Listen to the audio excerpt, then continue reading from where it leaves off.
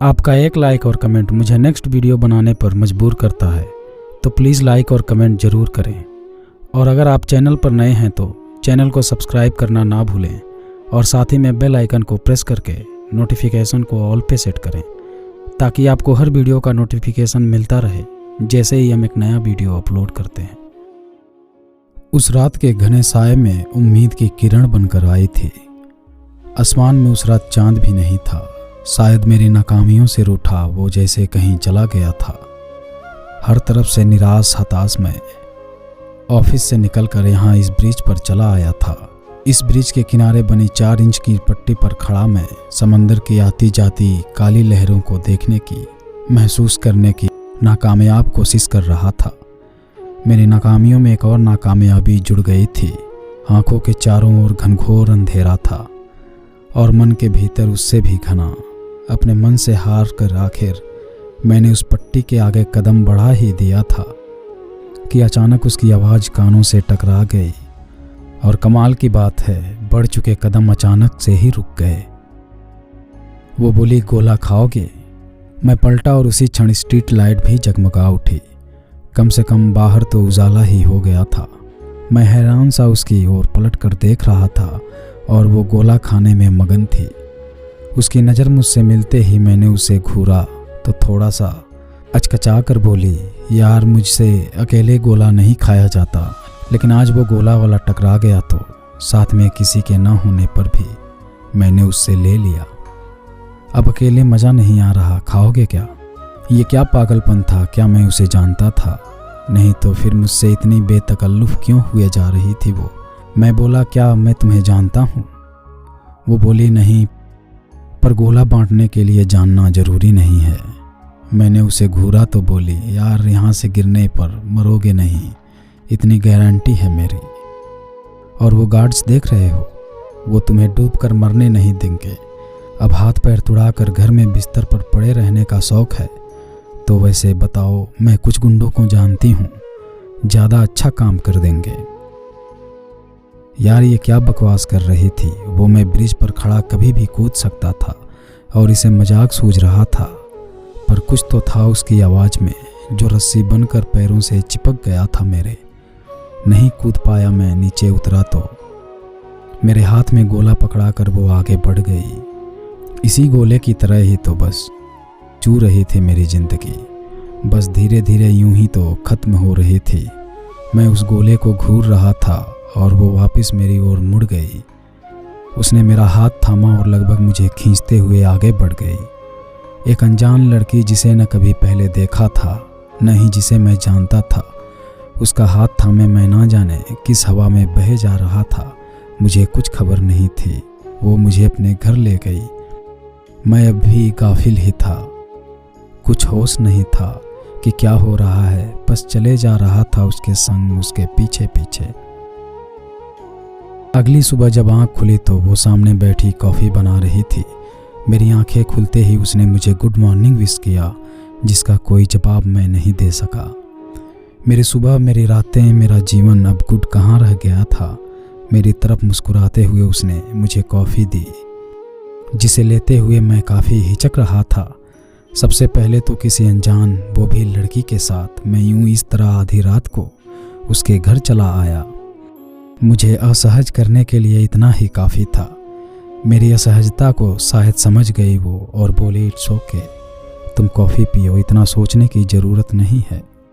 Coffee पीते हुए एक बेहद ही जायज़ सवाल आ धमका मेरे सामने। कल रात क्या कर रहे थे, वो पूछी।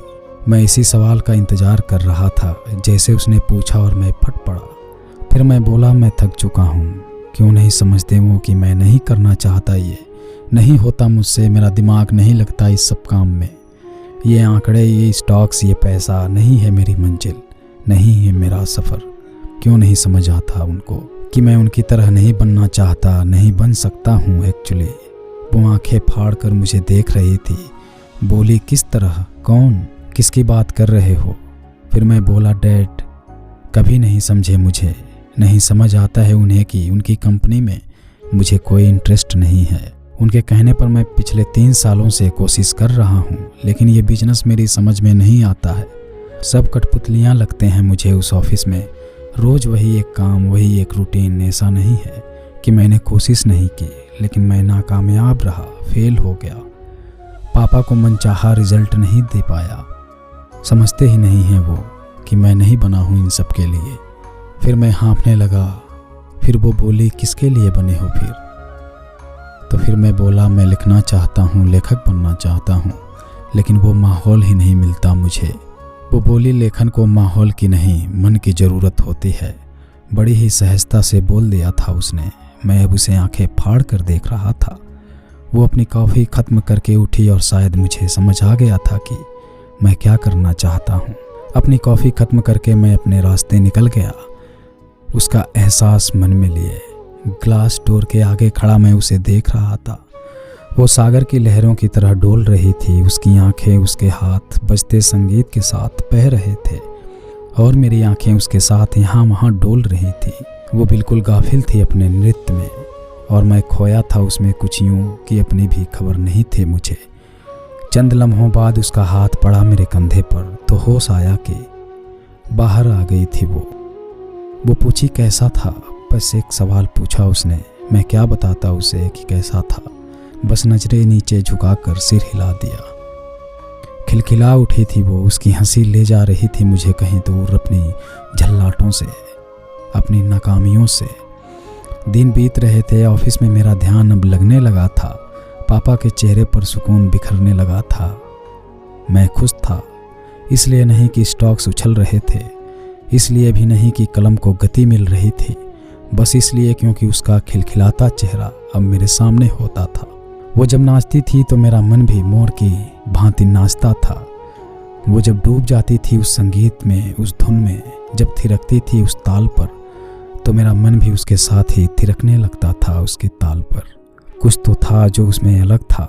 शायद उसका चीज़ों को, लोगों को, जीवन को देखने का नज़रिया, या फिर शायद उसकी मौजूदगी ही जो सच्चाई से भरी थी। खुशमिजाज सी वो जब भी मेरे करीब होती तो एक सुकून तैर जाया करता था हवा में जैसे।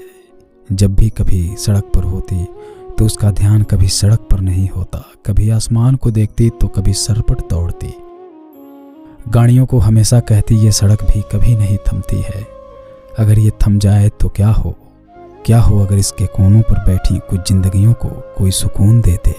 क्या हो अगर यहाँ जीवन को टर्रे पर लाने के लिए बैठे लोगों पर ध्यान किसी का जाए। क्या हो अगर ये तेज दौड़ती गाड़ियाँ थम जाए तो किसी बेजुबान को देख और ना फैले सड़क पर खून। उनका जिनके रहने की जगह छीन ली हमने, वो जो कभी कह नहीं पाते कि हमारी जल्दबाजी किस कदर भारी पड़ती है उन्हें। वो बोलती जाती और मैं बस सुनता जाता। बहुत कमज़ोर सी थी वो, आँखों के नीचे गड्ढे, ऐसा लगता था जैसे सदियों की बीमार है। लेकिन उसकी आँखों की चमक ऐसी थी कि उसकी आँखों से नजरें हटने ही नहीं देती थी।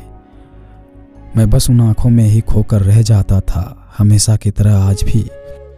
उसकी नृत्य कक्षा के बाद उसके बदन से बह रहे पसीने को अपने रुमाल से साफ करता मैं उसे अपने बेहद करीब महसूस कर रहा था। थकी हारी सी वो मेरा हाथ थामे क्लास के एक कोने में जा बैठी। जब भी वो नाच कर हटती तो उसके चेहरे पर अलग ही नूर होता था, जैसे कि उन धुनों को जीती थी वो। मैंने उससे पूछा, तुम्हें ये सब बहुत भाता है ना? वो बोली, बहुत। आंखें चौड़ी करती हुई बोली, हाँ बहुत भाता है। मैं दीवानी हूँ संगीत की। जब जब उपकरणों से उठती धुन सुनती हूँ तो लगता है कि जैसे बांसुरी की लय मुझ में ही कहीं उठ रही है। जब जब ढोलक पर थप पड़ती है तो मेरा दिल खुद ब खुद थाप महसूस करता है। जब भी घुंघरू छनछनाते हैं मेरे पैर खुद ब खुद ही हिलने को बेकरार हो जाते हैं। ये संगीत, ये नृत्य मेरी रग रग में समाया है। तुम जानते हो, घर पर पापा हमेशा चाहते थे कि मैं इस सब पर से ध्यान हटाकर केवल पढ़ाई पर ही दिमाग लगाऊं। मैंने बहुत कोशिश किया लेकिन ये संगीत मेरी रगों से निकला ही नहीं। और फिर मैंने संतुलन बिठाने को ठानी।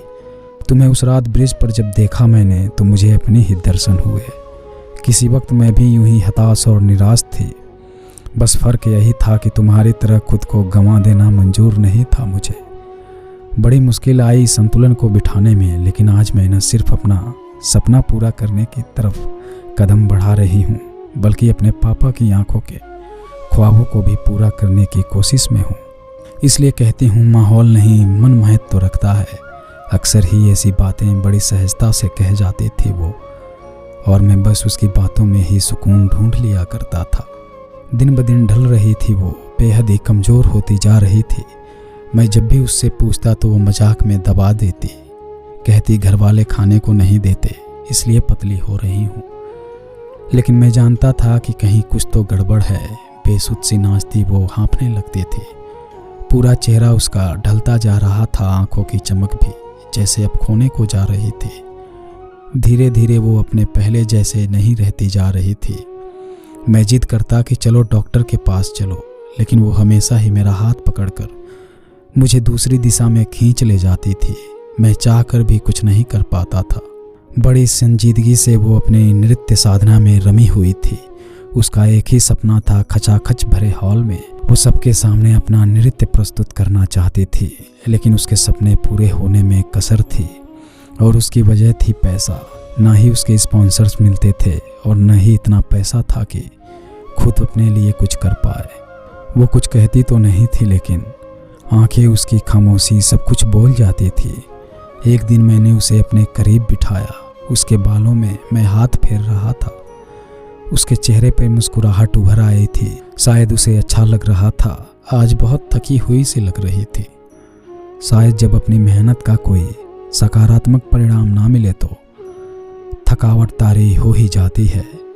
मैंने उसके सिर को उठाते हुए देखा तो बड़ी ही जहीन होकर बोली, क्या मैं कभी अपना सपना पूरा नहीं कर पाऊंगी?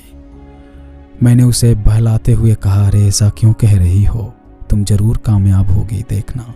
मुझे गहराई से देखती बोली, तुम जानते हो पैसा बड़ी बुरी चीज है, अक्सर काबिलियत से मौके छीन लिया करता है। उसकी बातें सुनकर मैं सन्न रह गया। जानता था कि भ्रष्टाचार सब जगह फैला है, लेकिन जब तक किसी बहुत करीबी के साथ ना हो हमें फ़र्क कहाँ पड़ता है। उसी के इंस्टीट्यूट से ना जाने कितने ही उससे कम काबिलियत वालों को आगे बढ़ता देखा था मैंने। उसकी बात का गहरा असर हो गया था मुझ पर। मुझे अब शायद समझ आ गया था कि उसकी आंखों की चमक गायब होने की पीछे की वजह क्या थी। मैंने पापा के सामने अपनी बात रखने की हिम्मत पहली बार जुटाई थी। शहर में होने वाले एक डांस कॉन्सर्ट को अब हमारी कंपनी स्पॉन्सर कर रही थी। मैं उसके सपने को पूरा करने के बस एक कदम दूर था। मैं जानता था कि उसे बस एक मौके की ज़रूरत थी। उसके बाद वो अपनी उड़ान खुद भरने में सक्षम थी। मैं ज़ोर शोर से तैयारियां शुरू कर दिया। उसकी आंखों की चमक और उसकी मुस्कुराहट वापस लाने की। इस सब में बस एक ही दिक्कत थी, मैं उससे मिल नहीं पा रहा था। उसके सपने को पूरा करने की जिद में उसे देखे हुए भी महीना बीत चुका था। उसको बता नहीं पाया कि ये सब उसके लिए ही कर रहा हूँ। उसके आत्मसम्मान को गिराकर उसके सपने नहीं पूरे करना चाहता था। अक्सर मुझसे उलझ जाया करती थी कि क्यों समय नहीं दे पा रहे हो मुझे, और मैं बस मंच पर थिरकते उसके कदमों को सोचकर मन ही मन खुश हो लेता था और उसको बिजी हूँ कहकर टाल देता था। एक दिन अचानक ही सुबह उसका फ़ोन आया। उसकी खनखनाती आवाज़ आज ज़्यादा ही खुश सुनाई पड़ रही थी। लगभग चीखते हुए ही बोली थी वो, मुझे मौका मिल गया। आज सुबह ही सर का फ़ोन आया। आने वाले शहर के सबसे बड़े कॉन्सर्ट में मुझे परफॉर्म करने का मौका मिल रहा है। मैं बहुत खुश हूँ, तुम आज मिल सकते हो क्या? मैं बस पीछे दीवार से सिर टिकाकर ही रह गया था। ये खुशी, ये खनक ही तो मैं सुनना चाहता था। आज आखिर मुझे वो मिल ही गया था जो मैं चाहता था। उसके कदम थिरक रहे थे। आज फिर बेसुध होकर वो नाच रही थी उस बड़े से हॉल में, उबल पड़ने को तैयार भीड़ के बीच। आज उसका सपना पूरा हो गया था। उसकी साधना मंजिल तक पहुंच गई थी। संगीत खत्म होने पर तालियों की गूंज ने पूरे हॉल को गुंजा दिया था, लेकिन वो तालियों की गूंज ज़्यादा देर तक टिक नहीं सकी। अपने कथक के आखिरी फेरे लेते हुए तालियों की गूंज के बीच घस खाकर वो गिर पड़ी। पूरे हॉल में सन्नाटा सा पसर गया। मैं उसे अब गोद में लिए कार की ओर बढ़ चला था। नाक से उसके खून बह रहा था। ऐसा लग रहा था कि एक और नाकामी मुझे जकड़ने को तैयार खड़ी है। बीप बीप बजती मशीनों के बीच घिरी वो मुश्किलों से सांस ले पा रही थी। मेरी आंखों से शिकायतें बह रही थी। उसकी आंखें खुली तो बस इतना ही कह पाया था मैं, तुम जानती थी ना। उसने कोई जवाब नहीं दिया था। तभी मैं समझ गया क्यों किया ये सब। तुम जानती थी कि तुम्हारे लिए ज़्यादा चलना भी कितना खतरनाक है, फिर ये सब करने का रिस्क क्यों लिया। कांपते हुए होठों के साथ बस यही कह पाई, वो मेरा सपना अधूरा कैसे छोड़ देती मैं। जाने से पहले जीना चाहती थी मैं, बस इसीलिए अब सुकून से मैं मर सकूंगी। तालियां रिकॉर्ड तो हो गई हैं ना। उसकी बुझी आंखों में भी चमक उतर आई थी। ब्लड कैंसर था उसे, लास्ट स्टेज पे थी वो। जब उसे मालूम चला उस बड़े से शहर में इलाज के लिए उसका नंबर आने तक वो लगभग समाप्त हो चली थी। दवाइयों का असर नहीं था और कीमो के लिए पैसे नहीं थे उसके पास। मैं सोचने लगा क्यों नहीं उसने मुझे बताया। अगर मैं उसके इतने भी काम नहीं आ सका तो फिर मेरी मौजूदगी का क्या फ़ायदा था। खुद पर भी चिढ़ थी मुझे, क्यों मैंने उसे ज़बरदस्ती नहीं पूछा। मैं उसका हाथ अपने हाथ में थामे बस बैठा ही रह गया। 6 महीने के इलाज और कीमो के बाद भी मैं उसे बचा नहीं सका, लेकिन मेरे मन में खुद को बसा गई थी वो। जाते जाते भी अपने सपने के लिए जीने का हुनर सिखा गई थी वो। कोई भी काम करने के लिए माहौल की नहीं, बस मन की ज़रूरत होती है, इसका एहसास पुरजोर तरह से करा गई थी वो। उसके साथ रहकर उसकी आंखों से मैं जितना इस सड़क को, इसकी तेजी को और इसके लोगों को देख सका, वो सब कलम के जरिए कागज़ पर उतार दिया था मैंने, और कर दी थी शुरुआत अपने सपने को पूरा करने की सफ़र की।